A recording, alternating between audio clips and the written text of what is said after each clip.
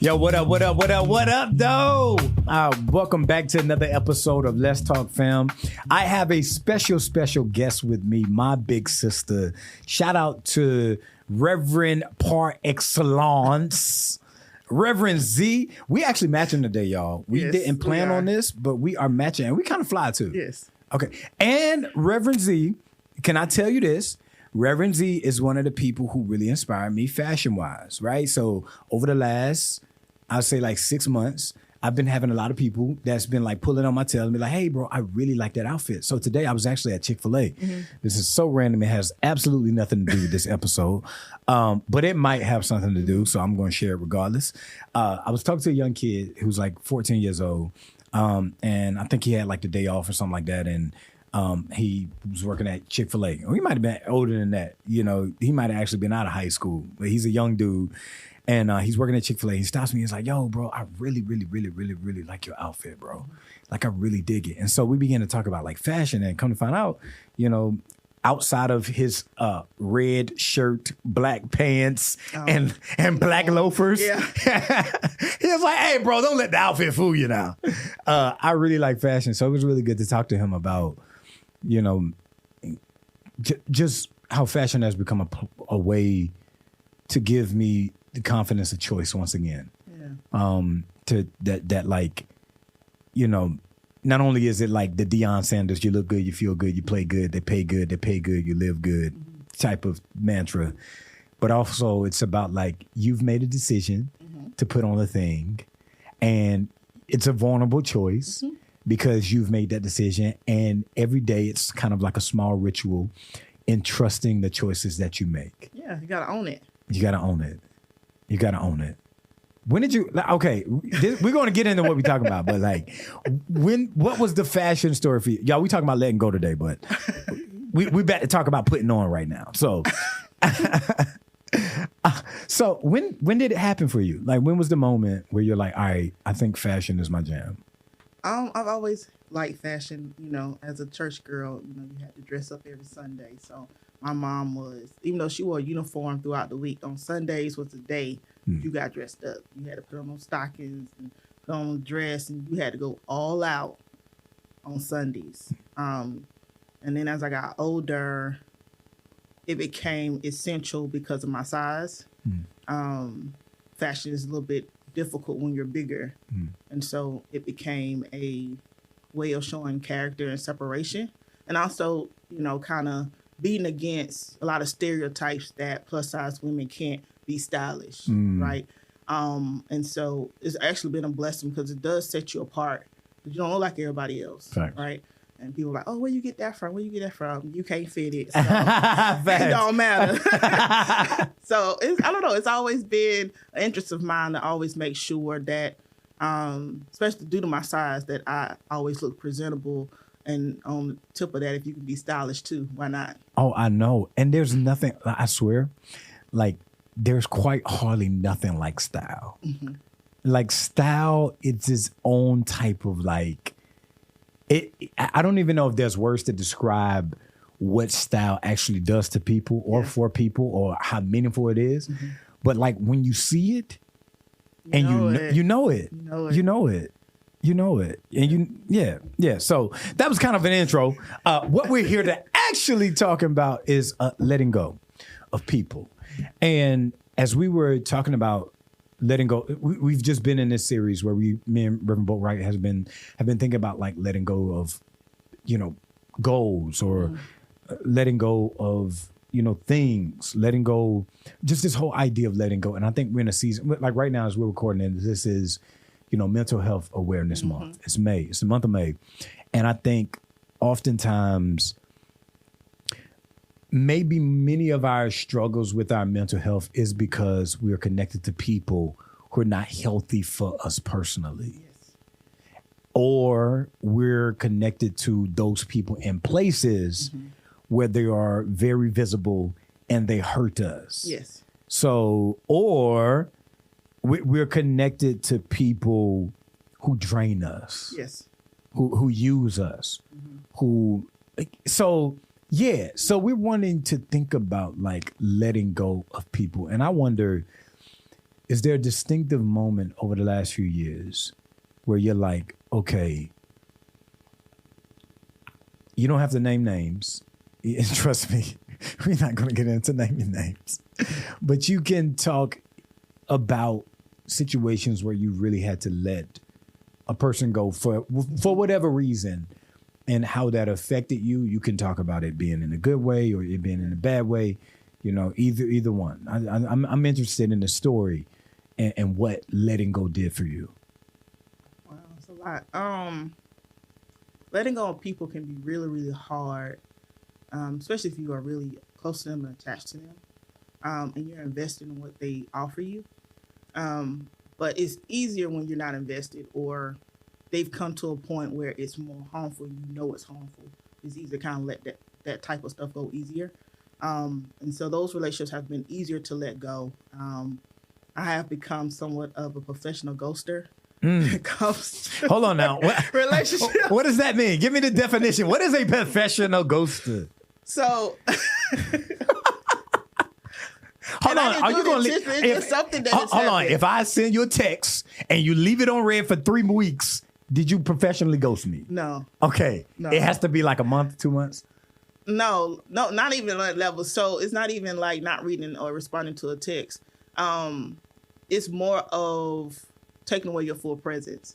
So if I'm in a relationship with someone, friendship, work relationship, personal relationship, whatever level the relationship is, and I get to a point where I feel like I am giving more than I'm getting and I'm being drained from it, it's easier for me to pull away. And so what I do is that it's not necessarily fully cutting off communication. I'm still cordial. I'm still going to respect you.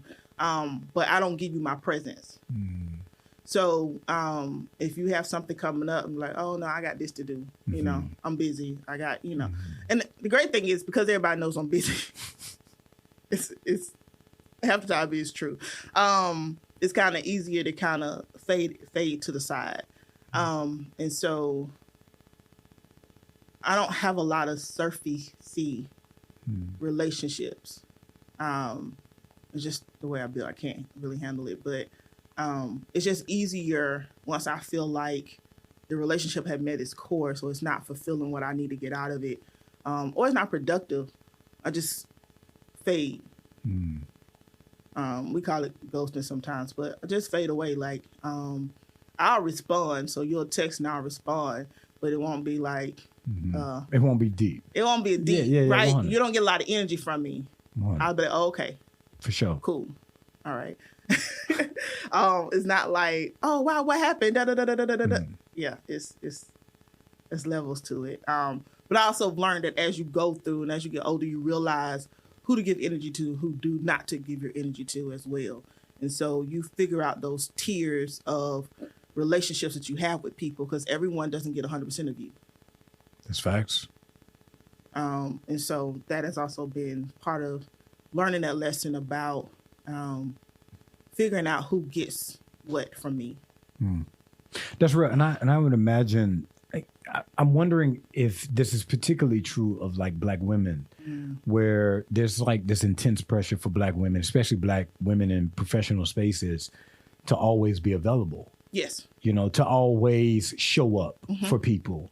And it almost is like, you know, a Black woman making the choice to be like, okay, I'm protecting my space. My energy is almost criminalized in some sense. Yeah, it can be. To say that you're not available or to not show up can be an issue at times. Professionally as well as socially, it can be. And there are consequences for everything, I will say. If you decide to be one of those people who reserve space for energy, knowing your limits, there is a consequence to it, whether it's professional or socially, no matter which way you go, whether you fully give or you partially give. People will, in general, women and men will generally think a certain thing about you. Oh, she don't want to be bothered or this or that, when really at the end of the day, I just need some me time. It ain't got nothing to do with you. I just need to get away. And so Even with communicating that, unless you have, especially on the professional side, unless you are a woman who is married with a family or some other type of side hustle, you have to make up a reason to be gone. Because other than that, you're supposed to be there because you have no other thing distracting you from not being in a space. You should be there. You should show up. So. And that's the thought. That's like the demand. Like that's the thought of like, okay, because you're not connected to something that almost makes you valuable or makes you worthy. All your time should, like, it's almost like, is that not like robbing us of humanity or black women of humanity to say like, yo, like you can't choose what you put your energy to. That is very disempowering in some sense. It is. It is. And I mean, some women have done really good at doing it. And at some point, I think you get to a point where you just like, forget it. I don't really care. It's what I want to do. And then you keep it pushing. And then you let the cards fall where they fall. But you also have to be a strong person to really be able to stand like that, because standing like that can also make you isolated. Say more. Say more. When you make choices not to do the communal norms, then you separate yourself from the community. Facts. Because when you're in a community, there's an expectation that everyone in the community show up. They do their certain duties. They do what they're assigned to do in the community. But when you decide to say, well, I'm not going to show up or I'm not going to do this, and you're part of the community, then you're isolating yourself from the community because people are going to feel some kind of way because you're not showing up. You're not doing your part as a community. So therefore, you isolate yourself in a lot of ways because then people pull back as well. That's real. That's real. And I can imagine that, like, so you graduate college, and so I want to work out a timeline real quick, especially regarding this question I'm about to ask. So you graduate Payne, right? And then you go to Vandy for seminary. And then you graduate seminary, come back, immediately go into church work, right? And, you've been in ministry, been vibrant, been visible. I would imagine that you found that church people really struggle with letting go in that way, and I'm interested in, like, why do people find it hard to let go of people? And in some sense, the demands, because we're talking about the demands that people are making on people. Yes. Because I also want to talk about the hurt and letting go of the person who may have hurt you or letting go of the person who may have walked away. Yes. When, how, da-da-da-da. Yeah. But I do also want to wonder about, like, why do people in some sense find it hard to let go of people, be it their expectations, their demands, their pain, and especially why we struggle with that in church. In your experience and what you've seen, why people struggle with letting go, especially church people, if we do. Of course, I think we struggle with it because if people leave on the church basis, if people leave the church, then it becomes personal because, like, well, did we do something wrong?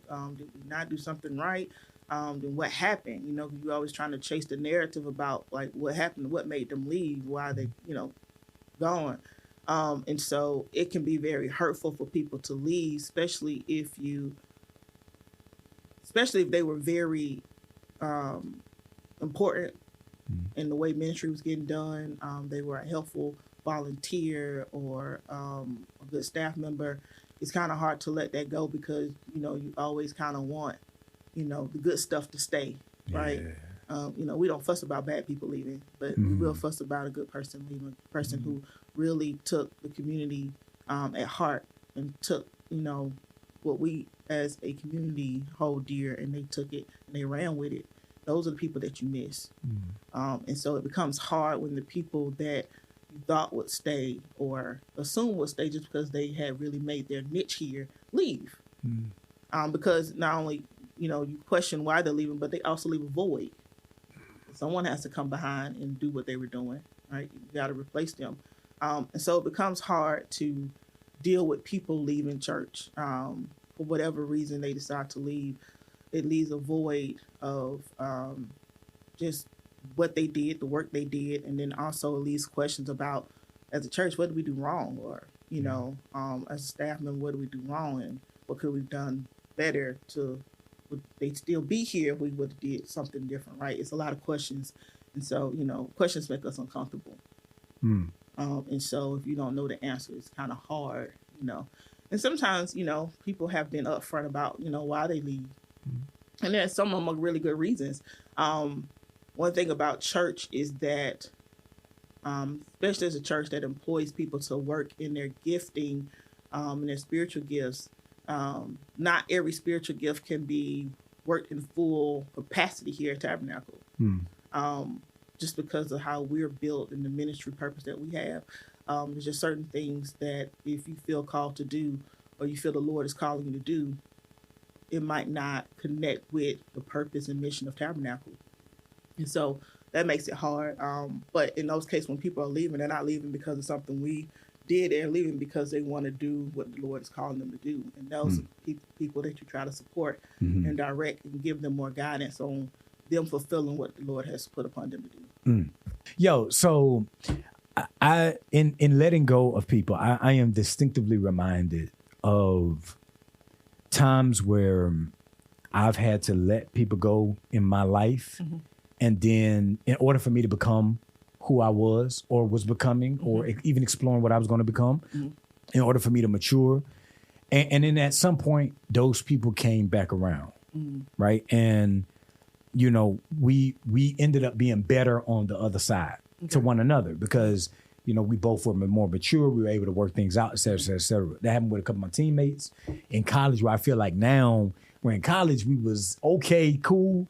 And like we had to separate for a season. Life has to happen. And then like now we become the best of friends. And then one of the greatest regrets of my life is one of my best friends who tragically died in a motorcycle accident.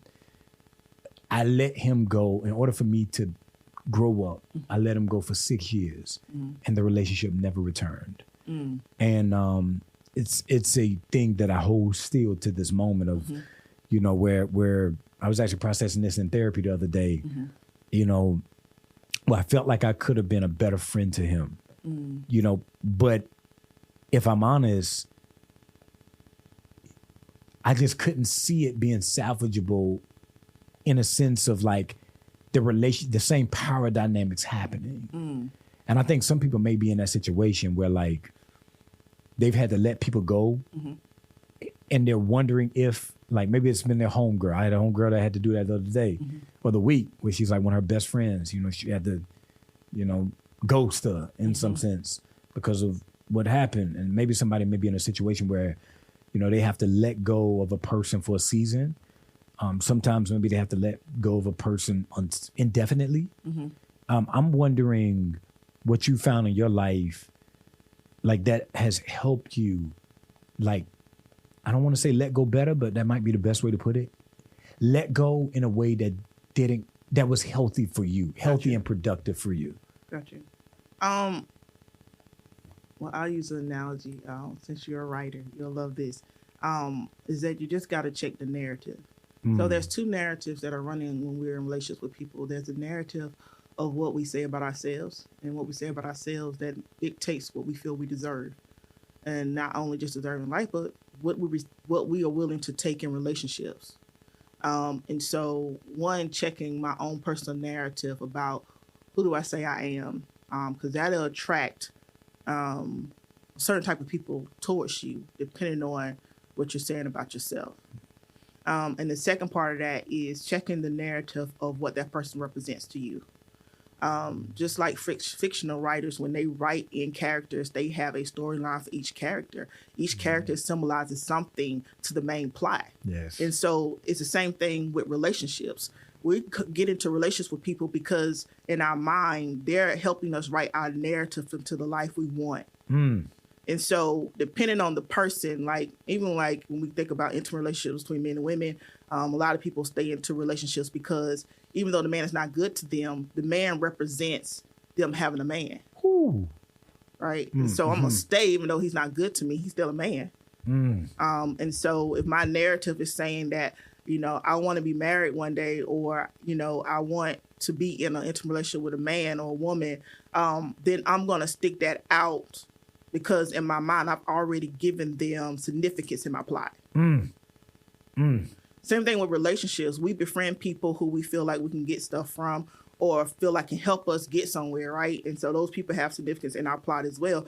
And so when we think about letting go, we have to question what significance have we given them in the plot of our lives. Wow.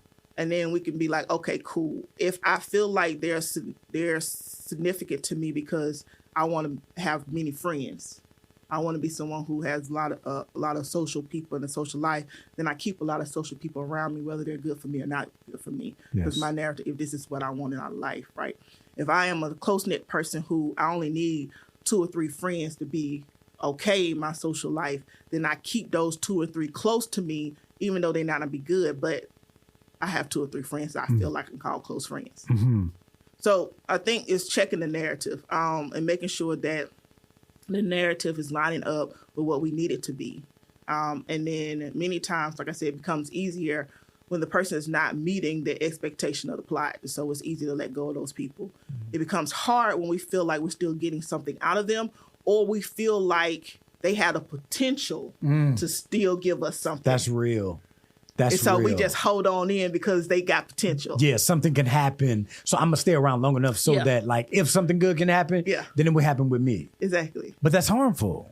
It is harmful, but we're not seeing it that way. We're just trying to figure out the end result. That's real. And not what's happening as we get to the end. Do you think it's possibly because people, we actually really don't spend time processing what, like, the place of people in our stories? No. I love that idea of, like, the plot, like, and I'm going to actually take that away, walking away, like, because that's very true. Like, you're right that friendships or connections are often about the stories we want to believe or want to tell ourselves.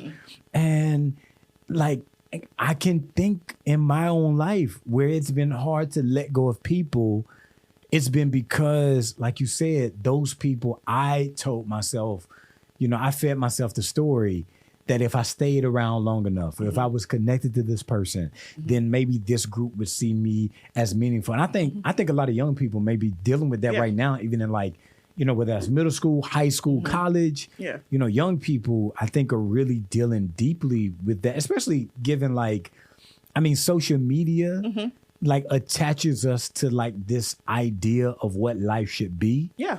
And, like, I'm very much online, like, and I'm very much a part of the cohort of human beings who struggle with envy and jealousy and comparison because social media or whatnot, and the story that social media tells us about ourselves, and therefore, like, we, metaphorically speaking, follow, them in hopes that, like, we would feel better about ourselves. Social media has done a great job in hand delivering already made storylines. Wow. So it's easier if I already know the storyline. Only thing I got to do is fill in the characters. Because you've already given me what it looks like. You've given me the soft life. You've given me what it means to be a man and what it means to hold it down and how to do, like, all the language that we get from social media, especially with young kids, between music, what they hear from music and what the imagery they get from social media and videos and all those different type of things. It shows them this is the life you should have. Now you just plug in the characters. You plug in the girlfriend, you plug in the best friend, you plug in, the gang or the group of friends that are going to hold your back down and y'all going to, rip each other. Like, it's interesting. And it's not, they have it way more than we had it. When we was growing up, we had fairy tales and storylines that we kind of just stuck to, and then we manifested into other things. But they are being, like, just overloaded with all types of narratives, and it's kind of up to them to kind of choose which narrative they're gonna hang on to. That's real. And I think a good way to, like, conclude this is to think about the people who in this season are finding it hard to let go. Maybe it's fresh. So say, like, I'm thinking about the person who is in a situation. So say, like, maybe they're just graduating college and they was at Payne or AU or UGA or Clemson or South Carolina or any of the number of universities in this kind of vicinity, or maybe they wherever, and they have a group of friends in which like they don't want to let them go, but they may have to let go of an idea of friendship in order for them to grow, in this next season of transition. So what advice would you give that person? I want to name certain situations and like give them advice. So first, the college student who it's time to transition. Things ain't going to be what it used to be. And you're going to have to figure that out. And so here we are. We see down the road 2 years from now, and this is what we want to help you with. We want to give you this advice. Yeah, to all the graduates, whether it's college or high school, be mindful that you are evolving, and as you evolve, your taste evolves, your desires evolve, what you look at will evolve, and so. Enjoy your summer, but once you go into your secondary education or further education, or even go into a job, you'll realize that your life is going to change and shape differently from what it was when you were in high school or even when you were in college.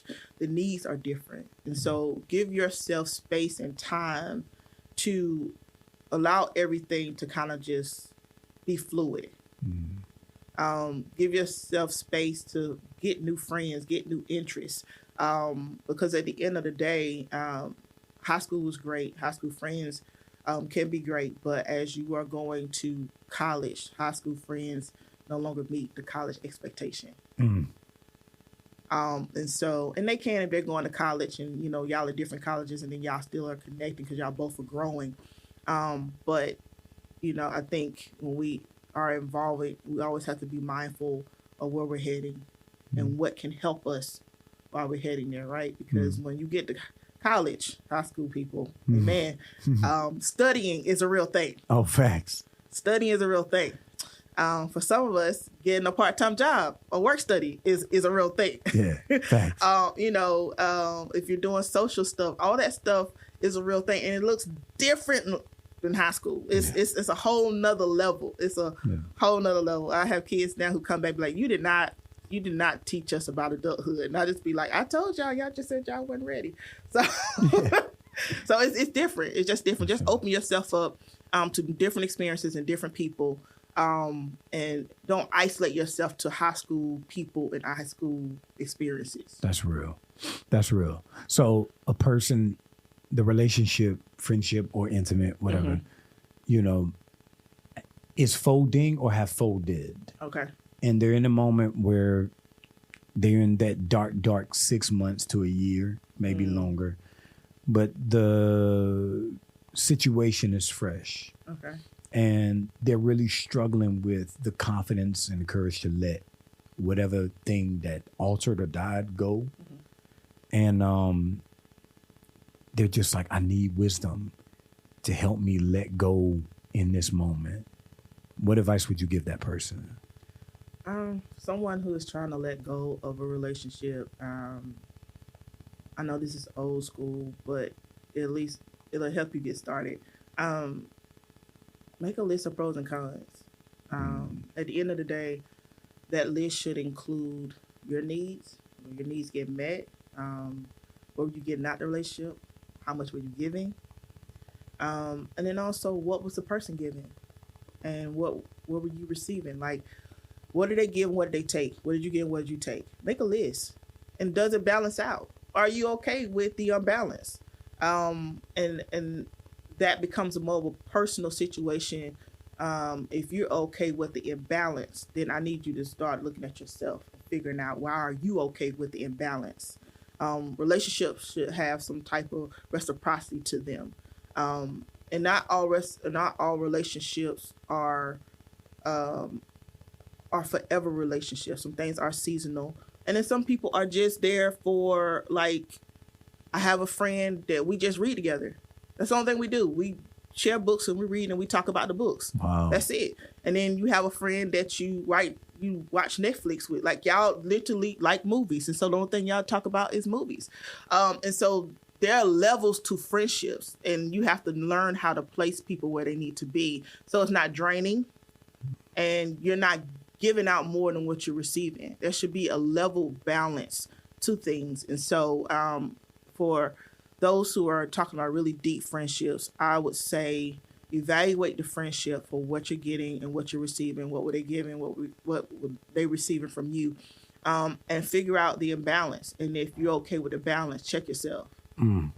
Because we also have to do internal work. Relationships are mirrors because they show us our own defaults. They show us what we're missing. Because if you're okay with somebody mistreating you, then that means that you don't have a high expectation of yourself as a person or what you feel like you deserve. And that right there should be where we all start, because you should walk into any relationship knowing that you deserve to be treated right and respected and loved and honored as a human being, because you are human. And at the end of the day, that's it for every relationship. And if you don't get that, then please don't give your time or energy, because you're just going to be frustrated. Amazing. Last question. Okay. It's Mental Health Awareness Month. Yes. What's one practice to take care of our mental health? It's one simple practice.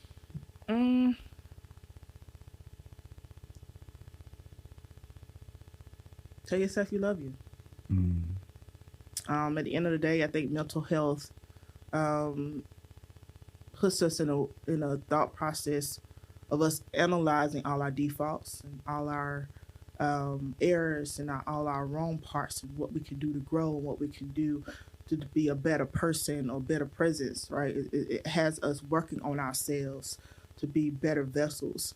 And at the end of the day, even though you know you need work, still tell yourself that you're loved.